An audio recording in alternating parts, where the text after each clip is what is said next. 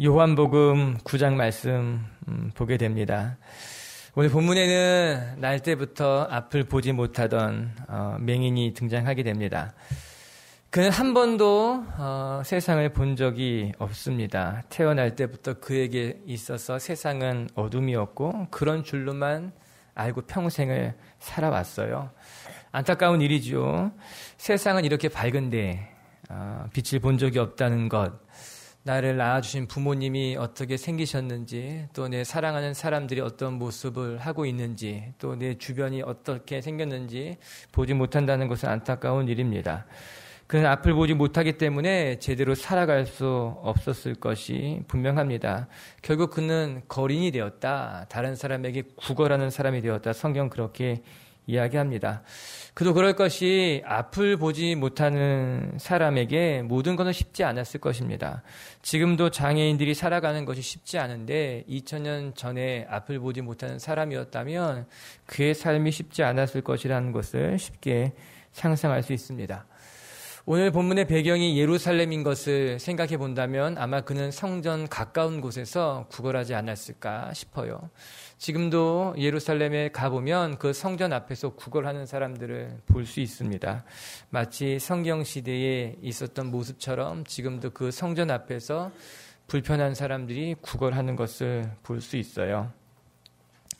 저는 오늘 말씀 보면서 이 구걸하던 사람이 참 안타까운 것은 그가 당한 이 처지가, 이 형편이 그가 선택한 상황이 아니라는 거예요. 또 그의 실수나 실패로 말미암아 일어나는 것이 아니라는 사실입니다. 어떤 사람은 홈리스로 살아가는 것이 오히려 나아서 홈리스의 삶을 정리하지 않는다는 이야기를 들었어요. 설마 그럴까 싶었는데 홈리스를 섬기는 봉사하시는 분과 만나서 이야기할 기회가 있었는데 그분의 이야기로는 실제로 직장을 얻을 기회가 있고 또 가정으로 돌아갈 기회가 주어져도 그냥 홈리스로 살아가는 분들이 적지 않다는 겁니다. 왜 그럴까 이해할 수는 없지만 그렇다는 거예요. 또 어떤 사람은 자신의 잘못으로 또는 실패로 말미암아 홈리스가 된 사람들이 있다는 거예요. 아마 대부분의 사람들이 그렇겠죠. 인생의 실패로 말미암아 직장도 잃고 가정도 잃고 또 큰 실수로 말미암아 원치 않았는데 그렇게 길로 떠안는 사람이 있게 되겠지요. 그와는 달리 오늘 본문에 나온 이 사람은 자신의 선택이 아니었고 또한 본인의 실패로 말미암아 어려움에 처한 것이 아니었다는 거예요. 그는 태어나면서부터 앞을 보지 못했어요. 이 한 절이 주어지는 것, 이 한 절에서 우리가 알 수 있는 것은 그의 안타까운 삶이 그의 처지가 자기가 선택한 것이 아니라는 거예요. 본인의 실수로, 실패로 말미암은 것도 아니라는 것을 보여주고 있는 거예요. 그는 그냥 태어나면서부터 원래 어려운 형편에 놓여진 사람이었다. 성경은 말해주고 있는 거죠. 오늘 우리 동화를 한 편 봤는데 저는 이 동화를 보면서 정원서가 정말 열심히 정원을 가꾸었지만 자기 뜻대로 되지 않았다는 것이 제 마음에 와 닿았어요. 맞아요. 우리는 우리 인생에 누구나 최선을 다합니다. 자기 삶에 자기 인생에 최선을 다하지 않는 사람이 어디 있습니까?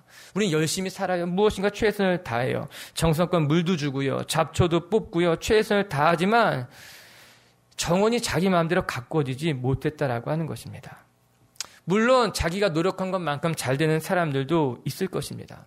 그러나 그보다 더 많은 사람들은 내가 수고했지만 내가 노력했지만 내 뜻대로 내 의지대로 안 되는 사람들이 더 많다는 거예요. 내 집이, 내 인생이, 내 마음이 아름다운 정원으로 만들고 싶은데 노력했지만 그럼에도 불구하고 뜻대로 되지 못한다라고 하는 거예요.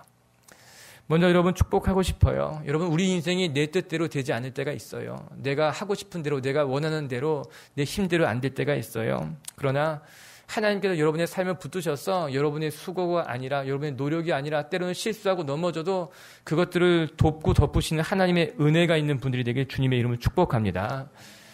오늘 이 맹인에게 예수님이 다가가십니다. 오늘 사건은 그렇게 시작이 돼요. 우리 1절에 같이 한번 읽어볼게요. 같이 봅시다. 시작. 예수께서 길을 가실 때에 날 때부터 맹인된 사람을 보신지라. 예수님이 이 사람을 바라보셨다. 그렇게 이야기합니다. 이 말씀이 중요합니다. 예수님이 이 사람을 보셨다. 아무도 관심을 갖지 않았던 사람이지만 예수님은 그를 관심을 가지고 바라보셨다라고 하는 거예요. 여기서 보았다라고 하는 단어는 헬라로 호라우라고 하는 것인데 이건 똑바로 쳐다봤다라고 하는 거예요. 그냥 지나가다가 흘깃 바라본 것이 아니라 그를 정면으로 직시했다라고 하는 단어가 호라우라고 하는 단어인 것이에요. 날 때부터 맹인이었던 이 사람을 다른 이든 어느 누구도 거들떠보지 않았습니다. 그냥 길에서 구걸하던 사람 정도로만 보았지만 예수님은 달랐다라고 하는 거예요. 그에게 다가가시고 그를 지그시 바라보셨다는 거죠. 오늘 이 사건은 요한복음 9장 전체에 걸쳐서 소개되어지고 있는 이야기예요. 무려 41절이나 되는 분량을 할애해가면서 이 날 때부터 소경인 사람에 대해서 이야기하고 있다라고 하는 거죠. 그런데 놀랍게도 그의 이름이 등장하지 않습니다. 그는 그냥 날 때부터 맹인된 사람 혹은 앉아서 구걸하던 사람 정도로만 이야기된다는 거예요. 다른 본문에 보면 그는 그냥 그 사람 혹은 저희 이렇게 말합니다. 심지어는 그의 부모조차도 자기 아들의 이름을 부르지 않고 그에게 가서 물어보라 그렇게 이야기하고 있다라고 하는 거예요. 이 사람이 누군지 그의 이름이 어떻게 되는지 아무도 관심을 갖고 있지 않았다는 겁니다. 참 의아하지요. 이렇게 여러 절을 할애해가면서 이 사람에 대한 이야기를 써내려가고 있는데 어느 누구도 심지어는 요한도 이 요한복음을 쓴 사도 요한조차도 그의 이름을 알 수 없었기에 그는 그냥 날 때부터 소경된 사람이라고 기록해놓고 있더라고 하는 거예요. 왜요? 어느 누구도 그에 관심이 없었기 때문이에요. 그의 삶이 어떤 의미도 갖지 못했기 때문에 그는 그냥 이름 없는 어떤 한 사람으로 보여진다라고 하는 거죠. 그러나 예수님만큼은 달랐어요. 예루살렘을 거닐다가 구걸하던 맹인을 보시고 그 곁에 다가가셨다는 거죠. 심지어는 먼저 그에게 말을 거시고 눈에 진흙을 발라서 그의 눈을 뜨게 하셨다라고 하는 겁니다. 여기서 우리가 매우 귀한 교훈을 발견하게 됩니다. 이것이 우리가 첫 번째 묵상하고 싶은 주제인 거예요. 사람들은 아무도 관심을 가져주지 않지만 예수님은 그에게 관심을 갖고 그를 바라보셨다라고 하는 거예요. 아무도 그의 이름조차 관심 갖지 않을 때에 예수님은 그를 보시고 그에게 다가가시고 그에게 눈을 띄워주는 기적을 베풀어 주셨다라고 하는 거예요. 오늘 우리의 삶에 세상 사람들이 우리의 형편을 보고 우리의 처지를 보고 어느 누구도 관심 갖지 않을지 모르지만 그러나 지금도 우리 하나님은 우리를 바라보시면서 우리의 마음을 살피는 분이 우리 하나님이라는 것을 기억하시기를 바랍니다. 오늘 2절과 3절은 이렇게 나와요. 같이 한번 읽어볼게요. 시작. 제자들이 물어 이르되 라삐여 이 사람이 맹인으로 난 것이 이남이니까 자기이니까 그의 부모이니까 예수께서 대답하시되 그에게서 하나님이 하시는 일을 나타내고자 함이라. 제자들은 이 사람이 앞을 못 보게 된 것이 부모의 잘못이던가 아니면 본인의 죄로 말미암은 것이 아니냐 예수님에게 물었습니다. 다른 말로 하게 되면은 그가 앞을 못 보는 것이 본인의 책임이라고 하는 거예요. 아니면은 부모의 책임일 것이다 이야기하는 거죠. 그래서 불쌍하지 않다는 거예요. 불쌍할 필요가 없다라고 하는 거예요. 그가 잘못했기 때문에 고난을 당하는 것이다. 남 이야기 말하기 좋아하는 사람들은 그렇게 쉽게 이야기합니다. 그 사람의 아픔을 보기보다는 그가 잘못한 것이 있기 때문에 그가 그런 어려움 겪는 거 아니냐.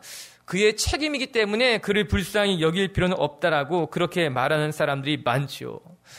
말씀 읽으면서 너무나 차갑게 느껴지는 거예요. 평생 앞을 보지 못하며 살아왔는데 그를 바라보는 사람들의 시선은 사람들의 이야기는 본인의 잘못일 거야 아니면 부모의 잘못일 거야 자기가 책임을 져야지 저 사람 불쌍한 사람 아니니까는 불쌍히 여길 필요 없어 그렇게 말씀하시는 것. 그때 예수님의 대답은 달랐던 거예요. 그의 부모의 잘못도 아니고 본인의 잘못도 아니라고 말씀하셨어요. 그리고 무엇이라 이야기합니까? 하나님의 영광을 나타내기 위함이다. 그렇게 이야기하고 있어요. 오늘 이 말씀을 우리가 제대로 이해해야 오해하지 않습니다. 하나님의 영광을 드러내기 위해서 그가 앞을 보지 못하게 하셨다는 말씀이 아닌 거예요. 이는 앞을 보지 못하는 그에게도 하나님의 계획이 있다는 말씀인 거예요. 태어나면서부터 앞을 보지 못하는 참 불쌍한 사람이지만 그래서 많은 사람들이 그에게 어떠한 희망도 가능성도 없다고 말하지만 그에게도 하나님의 계획이 있고 그를 통해서도 하나님이 영광받기를 원하신다는 말씀이라고 하는 거예요. 이 말씀이 우리에게는 복음인 거예요. 세상 사람들이 아무런 관심을 갖지 않은 사람이라 하더라도, 세상 사람들의 기준에는 아무런 가능성이 없어 보이는 사람이라 할지라도 하나님은 그 사람에게 놀라운 계획을 가지고 계시며 하나님은 그 사람의 삶을 통해서 영광받기를 원하신다라고 하는 사실인 거죠. 여러분, 사람의 인생은 아무도 모릅니다. 세상의 기준으로 볼 때 희망 없어 보이는 사람이라 하더라도 나중에 보면 대단한 사람이 돼 있을 수 있는 거예요. 학창 시절에 나보다 공부도 못했고 나보다 못생겼고 나보다 변변치 않았는데 나중에 어른이 되어 봤을 때 나보다 더 훌륭한 사람이 돼 있는 사람들 우리 볼 수 있잖아요. 사람의 인생이 지금으로 판단할 수는 없는 것이에요. 오늘 이 날 때부터 앞을 보지 못하는 사람, 지금은 앞을 보지 못하는 처지였지만 그래서 사람들에게 무시를 당하고 구걸을 하면서 하루하루를 살아가야 하는 사람이지만 예수님은 그를 보면서 무엇이라 말씀하시는가? 그에게도 하나님의 계획이 있고 하나님의 뜻이 있다라고 말씀해주고 계신 거예요. 저는 예레미야 선지자의 말씀이 생각났어요. 예레미야 29장 11절에는 이런 말씀이 나와요. 같이 한번 읽어볼게요. 시작. 여호와의 말씀이니라 너희를 향한 나의 생각을 너희에게 미래와 희망을 주는 것이라. 이스라엘 민족을 향한 하나님의 생각이 무엇인가? 여러분, 그 당시에 이스라엘은 아수르와 바벨론에 의해서 처참하게 침략당했을 때였어요. 바벨론에 많은 사람들이 포로로 잡혀갔어요. 자기의 자녀도 자기의 아내들도 전쟁터에서 그냥 수없이 사라져가는 아주 절망스러운 상황 속에서 하나님이 예레미야에게 무엇을 말하는가? 지금 이스라엘의 형편이 너무나 처참하지만 그러나 이스라엘의 장래는 미래는 그렇지 않을 거라고 이야기하고 있는 거예요. 하나님이 지금 이스라엘에게 갖고 있는 계획을 장차 소망을 주는 것, 너의 미래 평안을 주는 것이 하나님의 계획, 하나님의 뜻이라고 예레미야 선지자를 통해서 이스라엘 백성들을 위로하시고 이스라엘 백성들에게 말씀하고 계신 것이죠. 사랑하는 성도 여러분, 우리가 지금의 형편을 바라보고 지금 내가 처지를 바라보고 낙심하지 않게 되길 주님의 이름으로 축복합니다. 오늘 우리 교회 처음 오신 분들도 축복하고 싶은 것은 지금의 나의 형편이나 나의 상황이 낙심할 만하지만 그러나 우리가 지금 내 모습을 바라보고 낙심하는 것이 아니라 우리의 삶에 하나님의 계획이 있는 것, 하나님이 우리의 삶을 통해 선하게 인도하실 것이라는 것을 바라볼 줄 아는 사람이 되어야만 된다라고 하는 거예요. 그래서 예수님이 뭐라고 말씀하는지 아십니까? 과거를 보지 말라라고 하는 거예요. 지금을 바라볼 필요는 없다라고 하는 거예요. 여러분, 우리에게 필요한 것은요, 지금을 바라보고 낙심하는 것이 아니라 장차 하나님께서 내 삶에 어떠한 일을 행하실 것을 바라보면서 기대하는 것이 필요하다라고 하는 거죠. 지금의 형편 때문에 낙심하는 것이 아니라 과거의 실패로 말미암아 그 실패에 사로잡혀 살아가는 것이 아니라 하나님이 각 사람에게 주신 계획이 무엇인지를 기억하고 그 계획을 바라보며 살아가는 것. 바리새인들은요, 이 맹인의 과거를 추적하기를 원했어요. 그 사람의 과거에 무슨 일이 있었을 것이다. 그 사람이 아니라면 그 사람의 부모라도 무슨 일이 있었기 때문에 그가 이렇게 어려운 처지에 놓여진 것이라고 말하고 있는 거예요. 내가 지금 고생하고 있는 거 보면 분명히 과거에 무슨 일이 있었을 거야. 저 사람 지금 이렇게 어려운 일 만난 거 보면 무슨 실수를 했거나 큰 잘못을 저질렀기 때문에 그럴 것이다. 저도 전에 그런 말 많이 들었어요. 우리도 그렇게 생각할 때가 많잖아요. 내가 무슨 잘못한 것이 있어서 이렇게 어려움을 겪는 게 아닐까? 혹시 내가 잘못해서 내 자녀들이 이런 어려움을 겪는 것은 아닐까?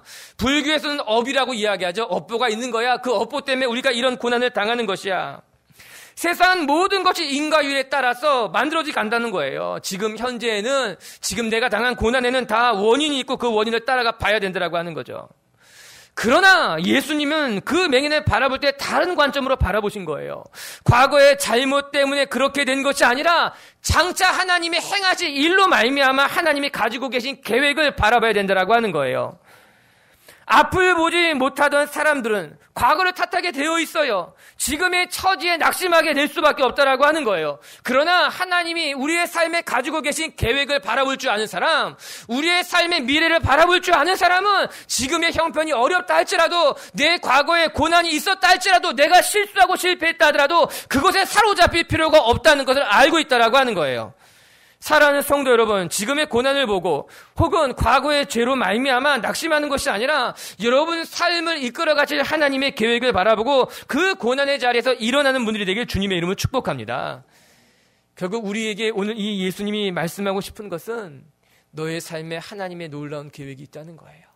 세상 사람들이 보기에 그 사람 아무런 가능성이 없어, 희망이 없는 사람이야 이야기하지만 하나님은 그를 바라보면서 하나님의 영광을 드러낼 계획이 그의 삶 가운데 있다고 말씀하고 계신 거죠. 오늘 우리 빛의 교회 성도들을 축복하는 것은 여러분의 삶에 하나님의 계획을 볼 수 있고 하나님의 계획 때문에 지금의 어려운 형편을 이겨내갈 수 있는 하나님의 사람들이 되길 주의 이름으로 축복합니다.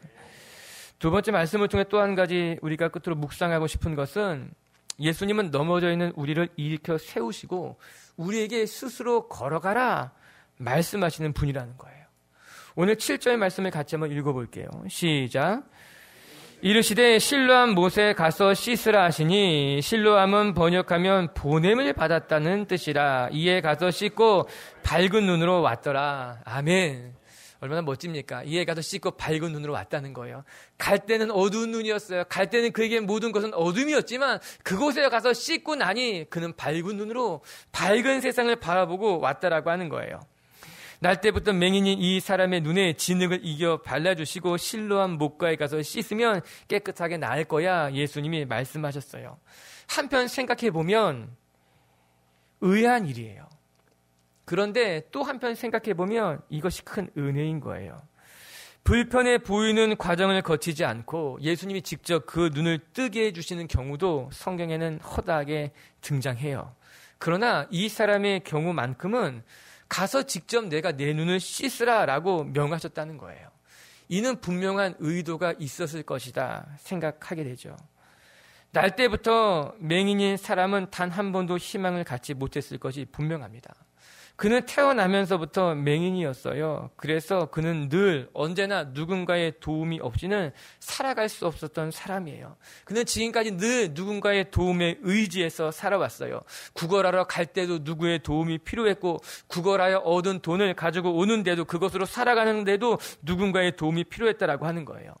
자기의 노동, 자기의 몸을 움직여서 살아가는 것이 아니라 다른 사람의 자비에 의지해서, 다른 사람의 도움에 의지해서 살아간 사람이 이 사람이라고 하는 거예요. 이렇게 한평생 남의 도움만 받고 살아온 사람에게 예수님이 무엇이라 말씀하시는가? 이제는 내가 직접 가서 내 눈을 씻고 나오라라고 하는 거예요. 내가 정말 보기를 원한다면, 내가 지금까지는 다른 사람의 도움으로 살아왔지만 내가 이제는 내 직접 가서 씻고 나오면 내 눈이 밝아지게 될 것이다. 이 말을 들은 맹인이 놀랍게도 앞을 보지 못하는 중에 일어나 실로암 못가로 갔다고 합니다. 저는 이것이 오늘 진짜 기적이라고 생각해요. 앞을 보지 못하던 사람이 눈을 뜨게 된 것도 기적이지만 앞을 보지 못하던 이 맹인이, 평생 다른 사람의 도움으로만 살아왔던 이 맹인이 스스로 용기를 낸 것 자체가 기적이라고 하는 거예요. 용기를 내고 실로암 못가로 나가기로 결심해서 한 발을 내디딘 것이 더 크고 위대한 기적이라고 하는 거예요. 이 맹인은 지금까지 가져보지 못한 소망이 그의 마음속에 일어나기 시작한 것 같아요. 내가 지금까지는 구걸했지만, 지금까지는 남의 도움으로 살아왔지만 내가 이제 용기를 내서 실로암 못가에 가면 내 눈이 밝아질 거야. 밝아질지도 몰라. 그래서 그가 이 소망을 가지고 스스로 단 한 번도 무엇을 해보지 못했던 이 사람이 이 소망을 붙들고 실로암 못가로 나가기 시작했다라고 하는 거죠. 여러분, 시작이 반이라고 하는 말이 있지 않습니까? 처음 시작하기가 어렵지만 일단 시작할 용기를 내면 감당할 수 있게 된다라고 하는 거예요. 날 때부터 속용된 사람에게 필요한 것은 첫 발을 내딛는 것이다. 주님은 알고 계셨어요. 그래서 그에게 말씀하시기를, 내가 첫 발을 내딛는다면, 내가 실로암 못가로 간다면, 여러분, 이 맹인이 실로암 못가에 가서 눈을 씻었다고 해서 눈이 떠진 걸까요? 아니에요. 눈을 뜬 것은 실로암 못가에 물이 대단해서 뜨게 된 게 아니에요. 예수님이 그의 눈을 뜨게 한 거예요. 예수님이 그를 볼 수 있게 예수님이 행해 주신 거라고 하는 거예요.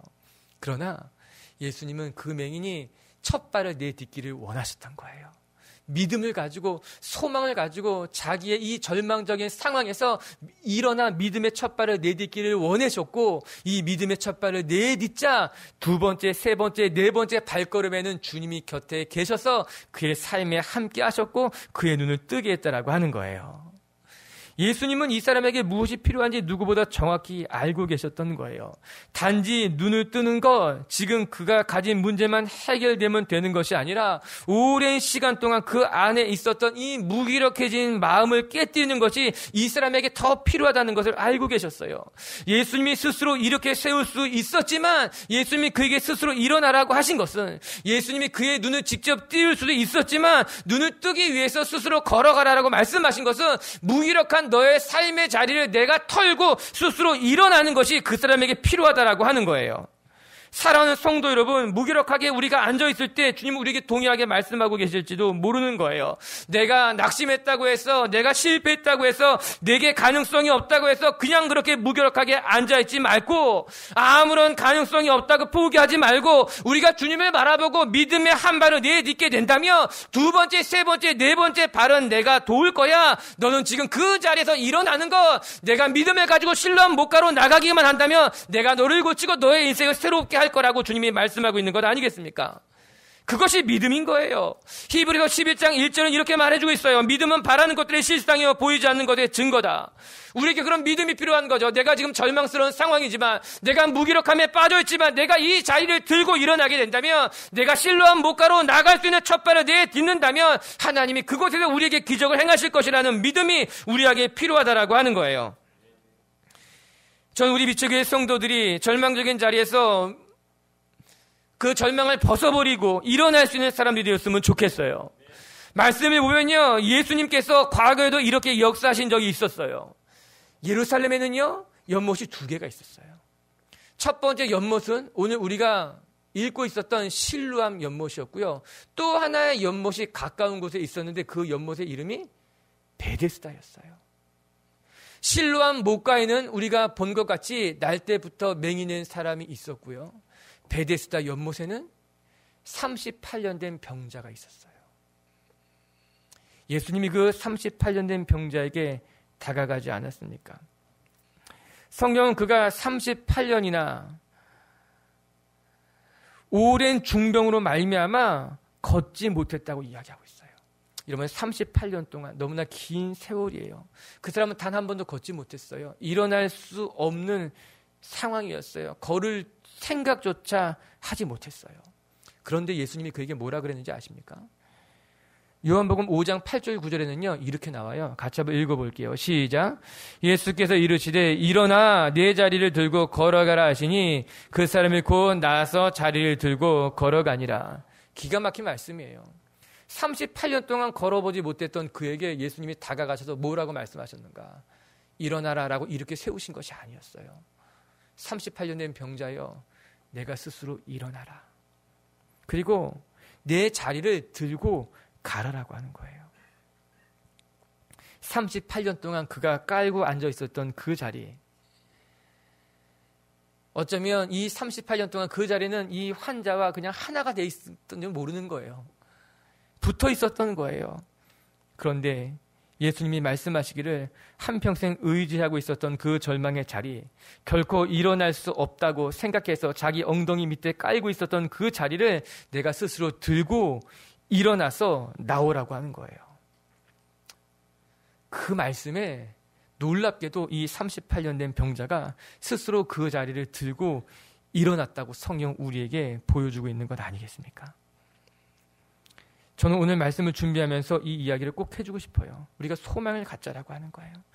예수님을 만나고 나서 날 때부터 맹인된 이 사람에게는 변화가 일어났어요. 예수님을 만나기 전과 예수님을 만난 후에 그의 삶에는 놀라운 변화가 찾아왔다라고 하는 거예요. 저는 우리도 하나님을 만나야 된다고 생각해요. 우리의 인생에 하나님을 만나게 된다면, 여러분 동화를 한번 보시기 바랍니다. 그 정원사가 아무리 열심히 정원을 가꾸었는데 뭐라고 말합니까? 정원이 가꾸어지지 않았다라고 하는 거예요. 이 정원사에게 정원이 너무 컸던 거예요. 혼자 감당할 수 없었던 거예요. 전 사실 그 동화 보면서 엉뚱한 데서 은혜 받았어요. 제가 그 정원사가 고백하는 내가 오전에도 일하고 오후에도 일하고 밤이 새도록 일했다 하니까 저 같은 거예요. 나랑 똑같네 이 사람.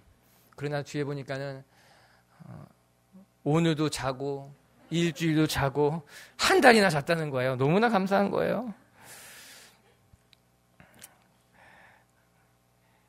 이 정원사의 힘으로는 그 정원을 가꿀 능력이 없었습니다.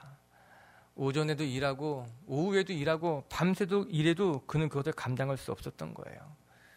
그러다 어느 날 그가 도와달라고 부르짖지 않습니까? 작은 소리로 외쳤다는 거예요. 오늘 이 동화에는 그 소리를 듣고 누가 찾아왔는지는 나오지 않아요. 그냥 큰 손이 나와요. 그리고 그 큰 손이 정원을 가꾸기 시작합니다. 언제 그 정원사가 깊이 잠들어 있을 때에 한 달쯤, 두 달쯤 잠들어 있을 때 그 큰 손이 나와서 그 정원을 가꾸기 시작했다라고 하는 거예요. 그리고 그가 깨어나서 보게 되자 내 힘으로 가꿀 수 없었던 그 정원이 어느 날 아름답게 가꾸어진 것을 발견하게 된 거예요. 여러분, 우리 힘으로 하고 싶어도 우리 힘으로 안 될 때가 있습니다. 사람들은 누구나 내 정원을 아름답게 가꾸기를 원합니다. 가정의 정원도 아름답게 가꾸어지기를 원하고, 내 인생의 정원도 아름답게 가꾸기를 원하고, 내 마음의 정원도 아름답게 가꾸기를 원하지만 내 뜻대로 내 힘대로 되지는 않는다는 거예요. 그러나 오늘 우리가 동화에서 본 것과 같이 큰 손이 돕는다면, 오늘 말씀처럼 예수님이 찾아오셔서 예수님이 우리의 인생을 돕는다면 예수님은 저와 여러분의 인생을, 우리의 정원을 아름답게 가꾸실 줄로 믿습니다. 그리고 오늘 그 주님은 우리에게 말씀하고 계신 거예요. 내가 앉아있는 그 무기력한 자리에서 아무것도 할 수 없을 것 같다고 생각했던 그 자리에서 일어나 실로암 목가로 나아가라. 절망의 자리에서, 무기력한 그 자리에서 내가 실로암 목가로 나아갈 용기를 내면 그때부터는 하나님이 돕고 함께 하신다라고 하는 것이에요. 오늘 우리 성도님들의 삶에 하나님이 찾아오셔서 내가 너의 삶을 돕는다 말씀하실 때에 그 절망의 자리, 무기력한 자리를 털고 일어날 수 있는 용기를 가지고 믿음을 가진 하나님의 사람들이 되길 주님의 이름으로 축복합니다. 말씀을 정리합시다. 오늘 설교 제목을 고민하다가 처음 자리로 그렇게 정했어요. 우리가 돌아가야 될 처음 자리가 어디일까? 저는 그 처음 자리는 하나님이 우리를 지으셨을 때 하나님이 가지고 계셨던 그 계획이라고 생각하게 됩니다. 사람들은 날 때부터 맹인을 바라보면서 그는 아무것도 할 수 없는 무기력한 사람이다, 소망이 없다, 희망이 없다 말하지만 예수님은 그를 바라보면서 이야기하셨어요. 그에게는 하나님의 계획이 있다. 그를 지었을 때 하나님이 가지고 계신 오리지널 디자인이 있다라고 하는 거예요. 전 하나님이 저를 바라보시면서도 천목사에게 내가 가지고 있는 계획이 있어. 빛의 교회에는 내가 가지고 있는 계획이 있어. 그리고 여러분 한 사람 한 사람을 바라보면서 지금 형편이 어떻든지 어떤 실패를 경험했는지는 모르지만 너희 한 사람 한 사람에게는 내가 가지고 있는 계획이 있어. 이제 그만 그 자리로 돌아가서 그 뜻을 경험해 봐 말씀하고 계신다라고 하는 거예요. 오늘 그렇게 우리 미치교회 성도들이 하나님을 만나고 하나님 안에 하나님의 뜻을 경험하는 분들이 되게 주님의 이름을 축복합니다. 첫 번째 기억합시다. 세상 사람들은 우리에게 관심을 갖지 않지만, 우리에게 가능성이 없다고 말하지만 하나님은 우리에게 말씀하십니다. 나는 너에게 계획을 가지고 있고 너를 바라보고 있다라고. 오늘도 저와 여러분의 삶을 바라보시고 우리의 삶을 선하게 인도하시는 하나님을 경험하는 분들이 되게 주님의 이름을 축복합니다. 두 번째 기억합시다. 하나님은 우리에게 말씀하십니다. 내가 스스로 일어나 그 절망의 자리를 털고 나아가라. 주님은 우리를 일으켜 세우실 수도 있지만 오늘 우리에게 말씀하고 계셔요. 내가 한번 일어나 봐. 내가 그 절망의 자리, 무기력한 자리에서 일어나 봐. 그 뒤에는 내가 너를 도울게. 사랑하는 성도 여러분, 과거에 사로잡히지 마시고 지금 형편에 낙심하지 마시고 그 자리를 털고 일어나 주님께서 말씀하시는 자리로 나아가는 하나님의 사람들이 되길 주의 이름으로 축복합니다.